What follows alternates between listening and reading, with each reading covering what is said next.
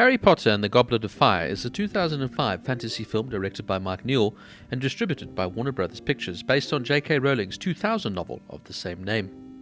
Produced by David Heyman and written by Steve Kloves, it is the sequel to Harry Potter and the Prisoner of Azkaban in 2004 and the fourth installment in the Harry Potter film series.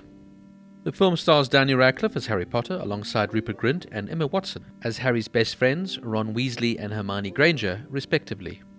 This story follows Harry's fourth year at Hogwarts as he has been chosen by the Goblet of Fire to compete in the Triwizard Tournament. The filming began in early 2004 and the movie premiered worldwide on the 18th of November 2005. 5 days after its release, the film had grossed over $102 million at the North American box office, which is the third highest first ever weekend tally for a Harry Potter film, behind Harry Potter and the Deathly Hallows Part 1 and Part 2. Goblet of Fire enjoyed an immensely successful run at the box office, earning $896 million worldwide, which made it the highest grossing film of 2005 and the sixth highest grossing film in the Harry Potter series. The film was nominated for an Academy Award for Best Art Direction and won the BAFTA Award for Best Production Design. Goblet of Fire was the second film in the series to be released in IMAX.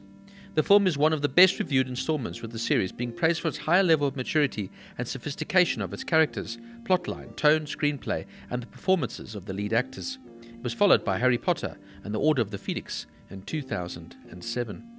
Now, besides the returning cast members, some new members of the cast were added to this film, including Ralph Fiennes as Lord Voldemort, a dark wizard intent on conquering the wizarding world and the leader of the Death Eaters. Fiennes commented on the difficulty of playing someone who is the essence of evil and discussed giving humanity to Voldemort in order for him to be deeply truly evil, citing the character's unhappy childhood as a fuel for his anger, jealousy, and hatred.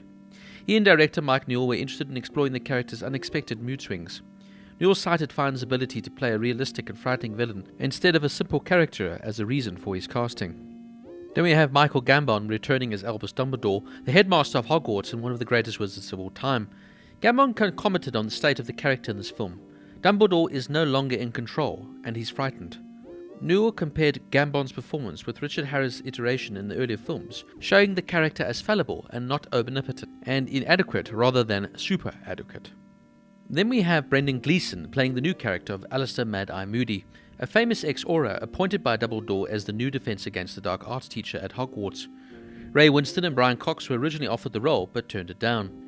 Gleeson referred to Moody as a gunslinger with the wand, whose great wounds have damaged him greatly. Heyman found Gleeson brought a great balance of ferociousness and humour to the role, to what he called a complex and challenging character. Though mainly his screen time was Barty's disguise as Mad-Eye, Gleeson also portrayed the real Mad-Eye towards the end of the movie. We also have Jason Isaacs reprising his role of Lucius Malfoy, Draco's father and former Hogwarts pupil of Slytherin House. He is now also a member of the Death Eaters.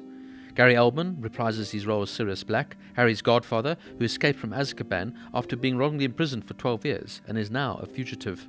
Alan Rickman as Severus Snape, the potions teacher at Hogwarts and the head of Slytherin. And Timothy Spall as Peter Pettigrew, the Death Eater who betrayed Harry's parents to Voldemort. We also have Robert Pattinson, who replaced stunt performer actor Joe Livermore as Hogwarts champion Cedric Diggory, who made a brief appearance in the previous films during a Quidditch sequence.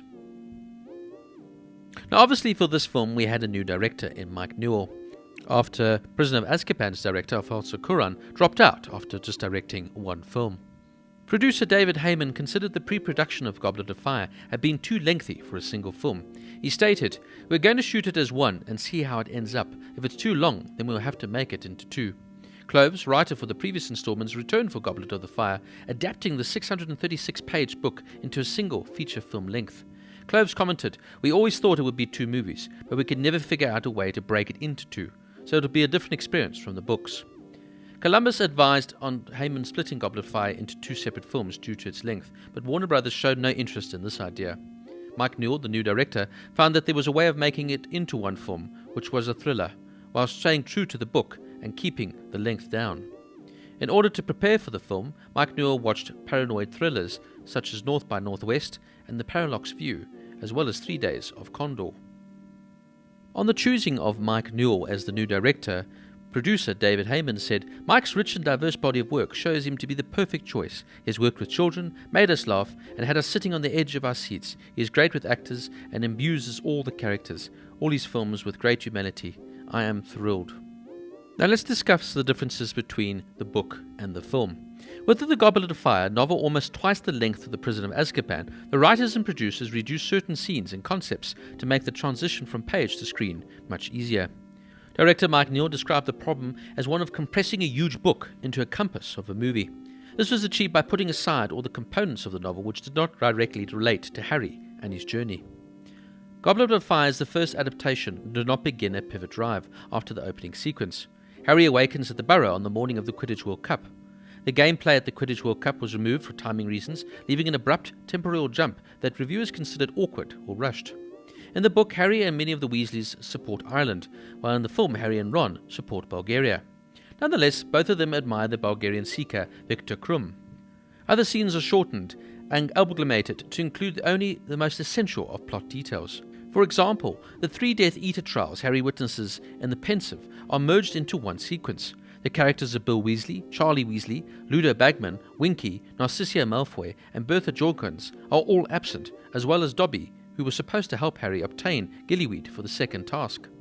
In place of Dobby, the scene was changed to involve Neville Longbottom. There is no train scene at the end, where Rita Skeeter, played here by Miranda Richardson, is revealed to be an illegal, unregistered animagus. Harry is never seen either receiving or giving away the 1,000 gallons in prize winnings. All of Sirius Black's lines are condensed into a single fireside conversation. The scene in which Crouch Jr. is taken back to Azkaban is different from in the book, in which he was killed by the Dementor summoned by Cornelius Fudge. There is also no conversation in which Fudge refuses to believe that Voldemort has returned, leaving this to be explained in the next film. Now overall, I fundamentally enjoyed Goblet of Fire, although I do think it should have been made into 2 films, as I found that the film never really caught the essence of the fantastic novel. I do appreciate the main characters maturing, and the filmmakers likewise improving on their craft, with vibrant special effects and assured performances that add to one of the most complex Harry Potter films. Mike Newell catches a lot of the dark tones of the book, as well as capturing some of the lighter, humorous moments. It's wonderful to see the acting range of the 3 leads now, as you can see a greater range of subtle emotions. Particularly here for me, Daniel Radcliffe, who delivers a dimensional and nuanced performance as he grows into the role of Harry Potter. I also enjoyed Brendan Gleeson's colourful performance as Mad-Eye Moody, and even Miranda Richardson's scenes as Rita Skeeter were quite wonderful, as she's always been quite a fun actress. But for me, the most perfect casting in this, of course, is Ralph Fiennes, portraying Lord Voldemort. He is sublime and villainous and brings an absolute depth to this role. I did, however, find this film to be a bit more clunky and disjointed. And there were many characters I just didn't feel got enough screen time, and a lot of parts of the film you just couldn't really link together, but that's because they had to leave so much out from the book. It also is an incredibly long film and really would have been done better if it had been split into 2. Overall, Goblet of Fire is a good film. I just don't feel it's the best in the Harry Potter series, and therefore it gets an 8 out of 10.